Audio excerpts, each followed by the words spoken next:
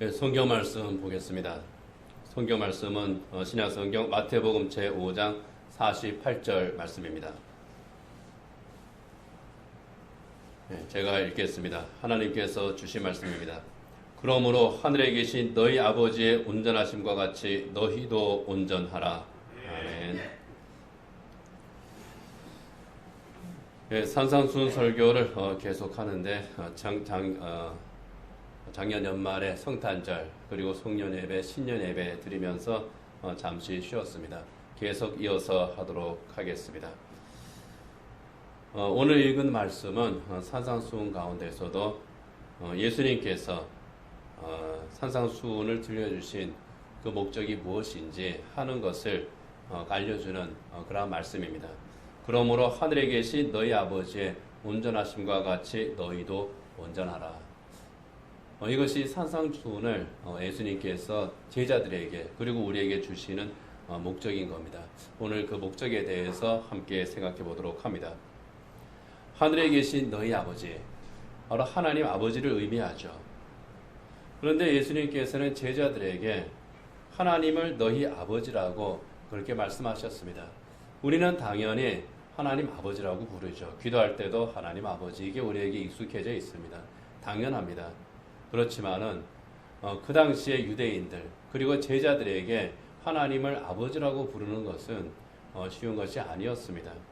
굉장히 중요한 의미가 있는 그러한 말이었습니다. 유대인들에게 있어서 하나님과 그들의 관계, 그것은 하나님께서 자기들을 선택하셨다. 우리는 하나님의 선택하심을 받은 특별한 민족이다. 하나님과 우리의 관계는 아버지와 아들과 같은 그런 관계다. 이런 인식이 유대인들에게 있었습니다. 그런데 하나님을 아버지와 아들과 같은 관계다. 그렇게 말할 수는 있어도 하나님을 아버지라고 부를 수는 없었습니다. 아버지처럼 생각하는 관계이긴 한데 아버지라고 부르지는 못하는 것이 하나님과 이스라엘 민족의 관계였다는 겁니다. 제 막내 동생이 중학교였는지 아마 중3이나 고1 아마 그 무렵이었을 것으로 제가 기억을 합니다. SFC 이제 동계 수련회 서울 지역 그 연합 수련회로 갔는데 조별 이제 모임을 합니다. 여러 개 학생들이 모여서 조별 모임을 해요. 그곳에서 자기 소개를 하게 됐습니다. 교회 소개도 하고 자기 개인에 대해서도 소개합니다. 기억하는 사람도 있을 것 같아요. 근데 제 동생이 교회 소개를 하면서 이렇게 소개를 했다고 그럽니다. 우리 교회 목사님은 아버지처럼 참 좋으신 분이십니다. 그렇게 이제 자기 소개를 했습니다. 그 말을 들은 그 다른 조원들은 야, 그 목사님 정말 좋은 분이구나. 어떻게 그 학생이 아버지처럼 생각할 정도로 아버지처럼 생각하는 야, 참 좋은 교회구나. 그런 반응이었다 그래요. 그런데 우리 교회 학생들은 웃음을 참느라고 참 고생을 했다고 그럽니다. 알잖아요. 아버지 같은 분이 아니라 아버지거든요. 그런데 그곳에서 아버지처럼 참 좋으신 분이십니다. 시침을 뚝 떼고 그렇게 이야기를 했다 그래요. 나중에 왜 그랬냐 그러니까 목사님 아들이라는 게 알려지면은 귀찮아질 것 같아서 그래서 그랬다. 그렇게 이제 대답을 했습니다. 아버지와 또 아버지처럼 생각하는 것, 이건 다릅니다. 하나님과 이스라엘 관계, 아버지처럼 생각하는 관계입니다. 감히 하나님을 아버지라고 부르는 것, 생각도 못했고, 또 아버지라고 부른다면 그것은 신성모독이었습니다. 그래서 유대인들은 하나님을 부를 때에 아도나이 그렇게 불렀죠. 아도나이는 주님이다 그런 뜻입니다. 왕이나 자기 상전을 부를 때 아주 존경과 복종의 의미를 담아서 말하는 그런 극존칭이 아도나이입니다. 그렇게 이제 유대인들은 하나님을 아도나이라고 부를 수 있었지, 주님 그렇게 부를 수 있었지, 아버지라고 그렇게 부를 수가 없었습니다. 하나님은 신이신데 사람인 우리가 어떻게 하나님을 아버지라고 부를 수 있겠느냐 하는 거죠. 그런데 예수님께서는 하나님을 내 아버지다 그렇게 부르셨습니다. 그 복음서에 보면은 예수님께서 하나님을 아버지라고 부르는 부분이 굉장히 많습니다. 그 중에 대표적인 것 제가 두 구절만 소개를 해드리면은 요한복음 8장 45절에 이렇게 말씀합니다. 내가 내게 영광을 돌리면 내 영광이 아무것도 아니거니와 내게 영광을 돌리는 이는 내 아버지시니 곧 너희가 너희 하나님이라 칭하시는 그이시니라. 너희가 하나님이라고 부르는 너희가 아도나이라고 부르는 그분이 내 아버지다. 요한복음 14장 6절에서는요. 내가 곧 길이요 진리요 생명이니 나로 말미암지 않고는 아버지께로 올 자가 없느니라.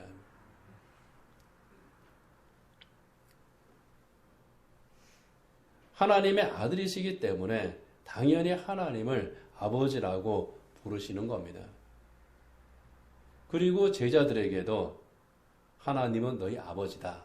또 그렇게 말씀을 하고 계시는 겁니다. 당연히 예수님과 성부, 성자, 성령의 예수님과 하나님은 성부, 성자, 성령의 관계이시기 때문에 당연히 아버지시죠. 그런데 제자들에게 이 아버지가 곧 너희의 아버지다. 그렇게 말씀을 하시는 겁니다. 그럴 수 있는 것은 바로 하나님의 구원 계획 때문이죠. 예수님께서 사람의 몸을 입고 세상에 오셨습니다. 모든 죄인을 죄와 사망의 권세로부터 구원하기 위함이었습니다. 하나님의 구원 계획은 예수님께서 세상에 오셨고 예수님께서 십자가에서 죽으시고 그 죽으심으로 모든 죄인의 죄가 대속함을 받고 용서받고 구원하시고 그리고 구원받은 사람에게 영생을 주시는 것. 영생을 주시되 하나님의 자녀로 살게 하시는 것. 이것이 하나님의 구원 계획입니다. 그리고 구원 계획이 성취되는 조건은 예수님의 십자가였습니다. 그래서 예수님께서 십자가에 못 박혀 죽으신 후에 부활하셨고 그것으로 구원의 조건이 완전히 충족됐죠. 남은 것은 구원의 조건을 성취하신 이 예수님을 믿고 영접하는 것뿐입니다. 그러면은 하나님의 자녀가 되는 그 문이 열리는 거예요. 요한복음 1장 12절에서 영접하는 자, 곧 그 이름을 믿는 자들에게는 하나님의 자녀가 되는 권세를 주셨다고 말씀을 하고 있습니다. 이게 하나님의 구원 계획입니다. 예수님을 영접하면 하나님께서 계획해 놓으신 그 플랜에 따라서 그 순서에 따라서 하나님께서는 구원 계획을 다 성취하셨고 이제 그 계획에 따라서 예수님을 영접하면 하나님의 자녀가 되고 그리고 하나님을 아버지라고 부르는 권리를 자동적으로 부여해 주시는 겁니다. 아버지와 아들 같은 그런 관계가 아니라 하나님을 아버지처럼 여기는 그런 관계가 아니라 아버지와 아들의 실제적인 관계로 만들어 주시는 겁니다. 이게 하나님의 구원이에요. 그래서 구원받은 그리스도인들이 하나님을 아버지라고 부르는 겁니다. 로마서 8장 15절에 보면은 너희는 다시 무서워하는 종의 영을 받지 아니하고 양자의 영을 받았으므로 우리가 아빠 아버지라고 부르짖느니라. 하나님께서 주인을 구원하셨고 그리고 하나님을 아버지라고 부르게 하시는 것.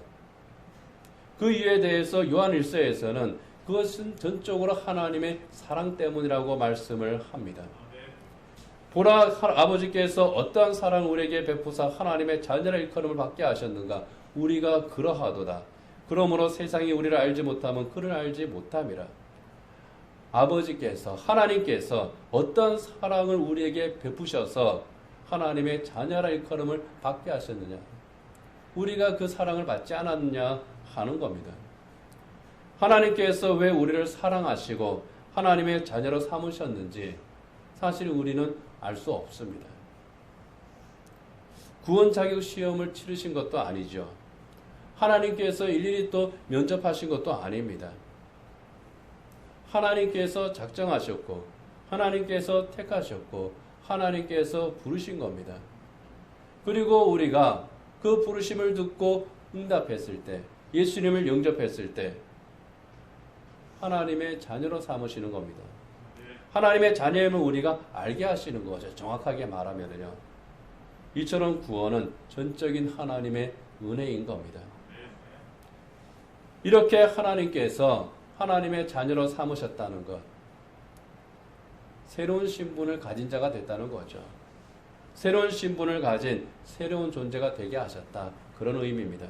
그래서 고린도후서 5장 17절에서 이렇게 말씀합니다. 그런즉 누구든지 그리스도 안에 있으면 새로운 피조물이라.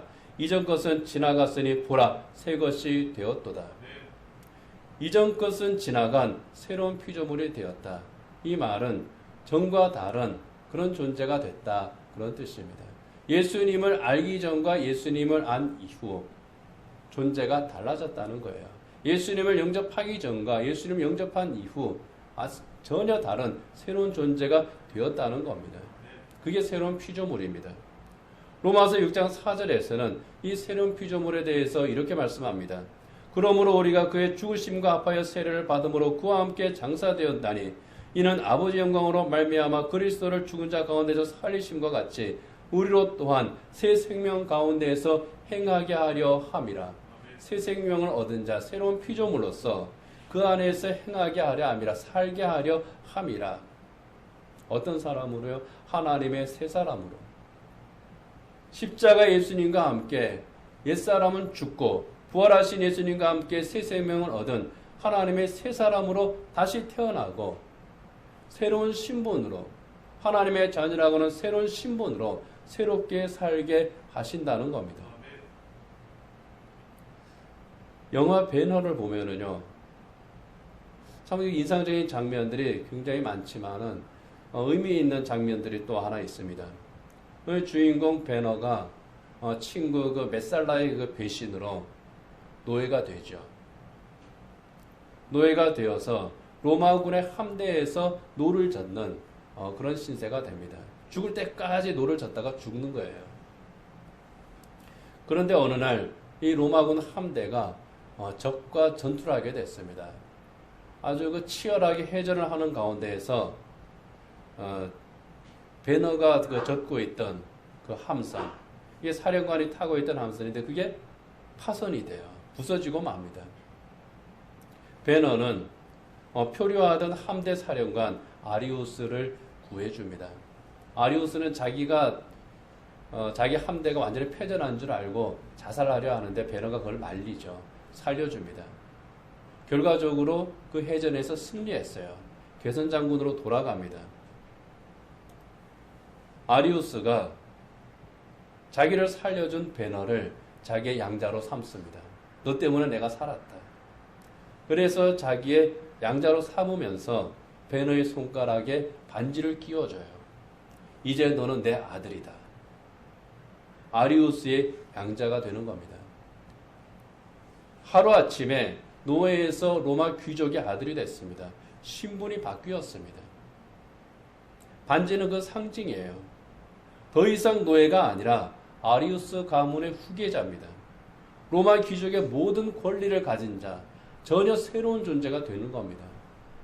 반지를 끼기 전에 배너는 노예입니다. 그런데 반지를 낀 이 배너는 아리우스의 아들입니다. 로마 귀족이라는 새로운 신분을 가진 그런 사람입니다. 이제 그 신분에 맞는 권리를 가진 사람, 그 신분에 맞는 삶을 살게 된 사람이 되는 겁니다. 새 생명을 얻었다고 하는 것은 바로 그런 겁니다.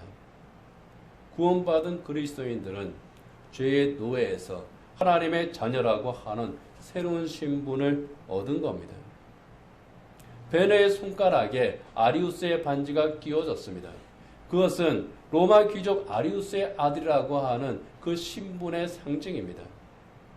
그리스도인들에게 예수님의 십자가는 예수님을 구주로 영접한 우리가 하나님의 자녀라고 하는 새로운 신분의 상징입니다. 이것이 새로운 피조물이고 하나님의 새 사람이고 그 하나님의 새 사람으로 우리가 살아가는 겁니다. 하나님의 자녀로서 하나님의 자녀의 신분에 맞는 삶을 이제 우리가 사는 겁니다. 그것이 바로 구원받은 이름에 합당한 자로서 사는 겁니다.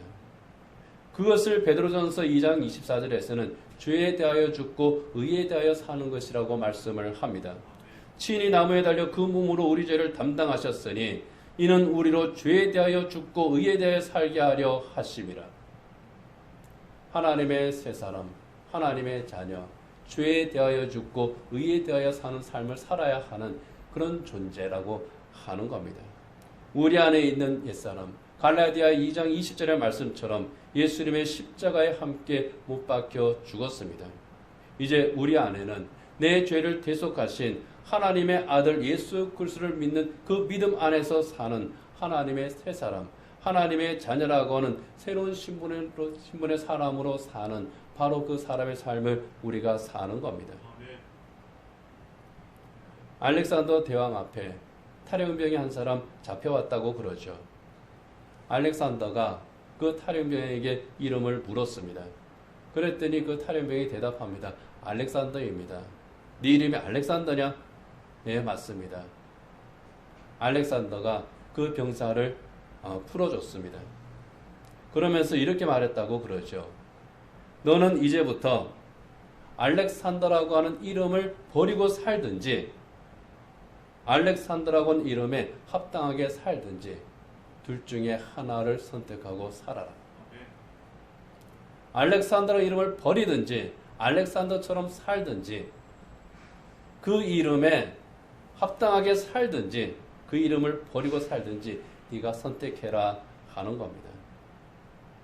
하나님을 아버지라고 부르는 하나님의 자녀가 되었다면 하나님의 자녀라고 하는 그 이름, 그 신분에 합당한 삶을 살아야 될 줄 믿습니다. 예수님께서 제자들에게 가르쳐 주신 산상수훈은 바로 그 하나님의 자녀라고 하는 신분을 얻은 그 하나님의 새 사람들에게 그 신분에 맞는 삶을, 그 합당한 삶을 어떻게 살 것인가에 대한 표준을 보여주신 겁니다. 그게 산상수훈이에요. 약자에 대해서, 원수에 대해서, 핍박하는 자에 대해서, 하나님에 대해서 우리가 어떻게 해야 되는지 그 원리를 예수님께서 보여주신 겁니다. 그렇게 삶으로써 하늘에 계신 너희 아버지의 온전하심과 같이 너희도 온전하라는 겁니다. 그것이 팔복이고 그것이 이어지는 그런 그 그리스도인의 삶에 대한 교훈들인 겁니다. 우리 이제 다음 주에 그 맹세에 대해서 또 이제 계속 우리가 그 이후에 대해서 계속 생각을 하게 됩니다. 오늘 본문 말씀에서 하늘에 계신 너희 아버지, 정말 하나님과 우리의 관계도 소중하지만 또 한 가지 특별한 단어가 있죠. 온전하심이라고 하는 이 단어입니다. 너희 아버지의 온전하심과 같이 너희도 온전하라. 이 온전하다고 하는 말은 그리스어로 텔레이오스죠. 그런데 텔레이오스의 명사는 텔로스입니다. 목표, 목적 그런 뜻을 가지고 있습니다. 그래서 텔레이오스는 목표에 이른다, 목적을 성취하다 그런 뜻이에요. 온전하다. 이제 또 표준 세번역 성경에서는 완전하다 그렇게 번역을 했고 그게 맞습니다. 그런데 그 이제 원뜻을 좀 찾아가면은 그 온전함은 목적을 성취함으로 온전해지게 되는 거다. 우리가 그렇게 이해를 할 수 있는 겁니다. 하나님 아버지의 온전하신 것 같이 너희도 온전하라 하는 이것은 하나님의 목적을 성취하는 자가 되라. 그런 의미라는 겁니다. 하나님께서 구원하셔서 자녀 삼으신 그 목적에 부합하는 삶을 사는 자가 되라. 하나님의 자녀의 신분을 얻었으니 그 신분에 합당한 자의 삶을 사는 자가 되라. 그런 뜻이라는 겁니다. 그런데 여기서 우리가 한 가지 참 생각할 것이 있는데 그것은 뭐냐 하면요. 예수님께서 제자들에게 하늘에 계신 너희 아버지시라고 그렇게 말씀하신 때가 십자가를 지시기 전이었다는 겁니다. 십자가와 부활 사건은 시간적으로 볼 때에 산상수훈을 들려주신 이후에 일어나는 사건들입니다. 먼저예요. 구원 사건이 완전히 성취되고 그 십자가 부활의 예수님을 믿고 고백하는 자를 하나님의 자녀로 삼으시고 그때부터 비로소 그리스도인들이 하나님을 아버지라고 부르게 됐는데 십자가를 지시기도 전에 하나님께서 너희 아버지시다 먼저 말씀하신 겁니다. 물론 제자들은 예수님께서 부활하신 후에 비로소 확실하게 예수님을 구주로 영접하고 고백을 했습니다. 그리고 예수님의 십자가 부활의 증인이 되어서 구원의 복음을 전하는 증인이 되었죠. 실제적으로 하나님을 아버지라고 부를 수 있었던 것은 그 이후인 것은 분명합니다. 그런데 예수님께서는 먼저 말씀을 하시는 겁니다. 제자들이 알기 전에, 제자들이 믿고 고백하기 전에, 제자들이 예수님의 십자가 부활을 체험하기 전에 예수님께서 먼저 말씀하시는 겁니다. 무슨 뜻입니까? 하나님께서 먼저 택하시고 먼저 불러주셨다는 겁니다. 십자가와 부활을 체험하고 나서 비로소 그렇게 먼저 우리를 택하시고 불러주셨구나. 그 거룩한 은혜의 부르심을 깨달았을 뿐인 겁니다. 은혜입니다. 항상 주님의 구원은 먼저라는 거예요. 우리도 마찬가지입니다. 우리가 예수님을 알고 예수님을 믿고 예수님을 구주로 영접하고 그리고 하나님의 자녀가 된 줄 알았는데 사실은 이미 하나님의 자녀라는 겁니다. 하나님의 자녀인 줄 모르고 살았던 것 뿐입니다. 하나님의 자녀인데 내 신분은 하나님의 자녀인데 그 귀한 신분증을 예수님께서 십자가에서 우리를 이미 주셨는데 우리는 그 신분증이 내게 있는 줄도 모르고 그 신분인 줄도 모르고 그렇게 살고 있었다는 겁니다. 하나님의 자녀인데 이 세상에 모여서 이 죄악의 자녀처럼 그렇게 살았던 것 뿐이라는 겁니다. 그렇게 살다가 예수님을 알게 되고 예수님을 믿고 십자가의 그 부활의 은총으로 내가 죄 용서를 받고 구원받아 하나님의 자녀가 됐구나. 그것을 깨달은 겁니다. 이제는 우리는 그것을 압니다. 내가 새로운 피조물이 되었고 새로운 신분을 가진 하나님의 새 사람, 하나님의 자녀임을 압니다. 그렇다면 이제 우리가 하나님의 자녀임을 알았으니 예수님께서 제시하신 그 삶의 표준에 따라서 하나님의 자녀의 삶에 대해서 우리가 깊이 생각을 하고 정말 구원받은 이름에 합당한 그런 삶을 살기를 힘써야 될 줄 압니다.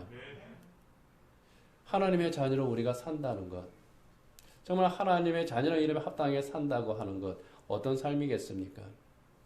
정말 하나님의 뜻에 흡족한 그런 삶을 살아야 되겠죠. 하나님께서 기뻐하시는 삶을 살아야 되겠죠. 그런데 한번 생각해 보십시오. 부모의 마음에 100% 흡족하게 사는 자녀가 있습니까? 없습니다. 내 자녀를 봐도 그렇고 제 부모님을 봐도 그렇습니다. 부모 마음에 100% 흡족하게 사는 그런 자녀 없습니다. 성장하면서 아무 사고도 치지 않고 아무 잘못도 저지르지 않고 언제나 부모님의 뜻을 잘 헤아리고 바르게 살아가는 정말 속 한 번 안 썩이고 살아가는 그런 자녀 없습니다.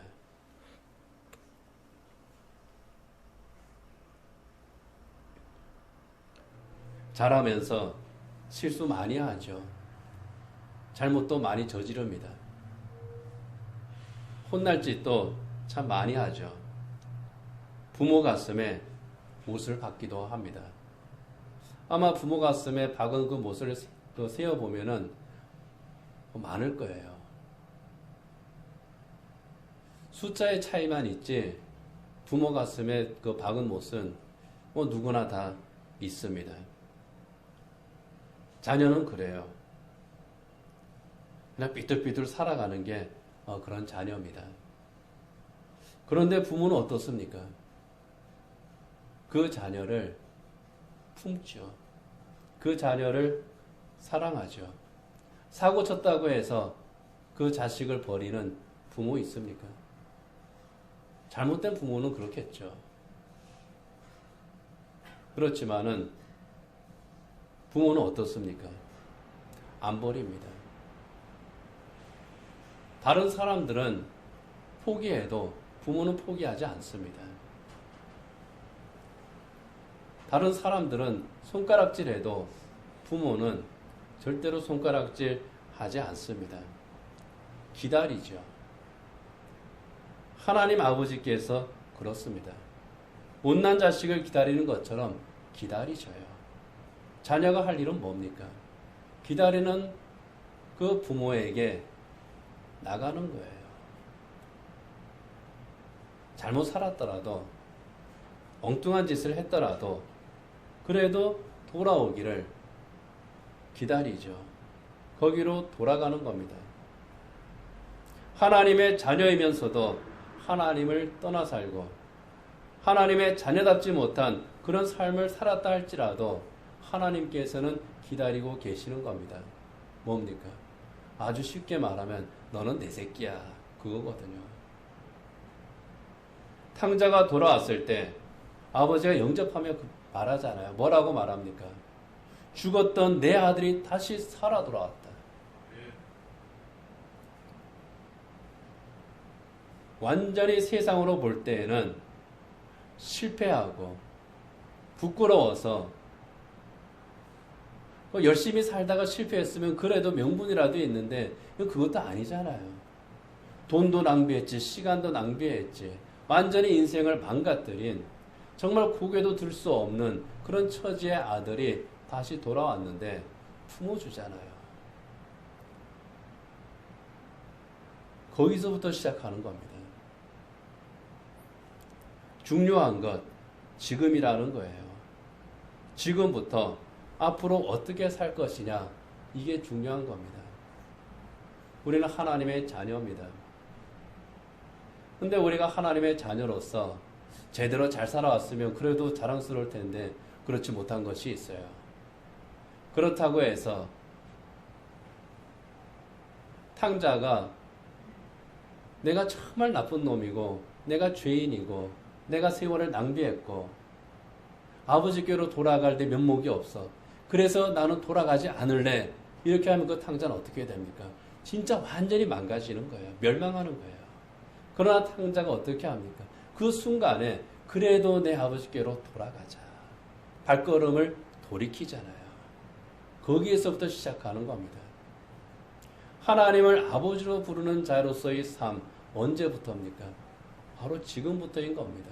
발걸음을 돌이키는 바로 그 자리입니다. 하나님의 자녀답게 내가 잘 살아왔으면 참 감사한 일입니다. 계속 그렇게 살면 됩니다. 그런데 하나님의 자녀답지 못하게 살았다면 지금부터 하나님의 자녀답게 살면 된다는 겁니다. 우리의 영원하신 맏형이 예수님이잖아요. 그 예수의 말씀을 기억하고 예수님께서 걸어가신 그 발자취를 따라가며 살면 되는 겁니다. 그렇게 살기를 힘쓸 때 우리의 아버지이신 정말 하나님 아버지께서 기뻐하시고 영광을 받으시는 겁니다. 그래, 잘 돌아왔어. 그래, 이제는 하나님의 자녀답게 살자. 신분에 맞게 정말 그렇게 살자. 권리가 있고 또 내가 주는 복이 있지 않느냐. 이 세상에서 이제 더 이상 조급하게 살지 말고 초조하게 살지 말고 벼랑 끝에서 정말 아등바등 하지 말고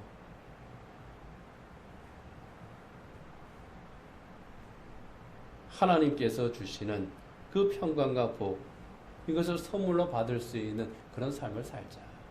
하나님의 자녀답게 우리가 살기를 힘쓸 때 정말 예수님께서 가르쳐 주신 이 말씀에 따라서 그리스도인답게 살 때 하나님께서 우리에게 주시는 놀라운 은혜들이 있거든요. 참된 위로와 안식이 있거든요. 하나님의 평안함과 하나님께서 주시는 그런 형통함이 분명히 있거든요.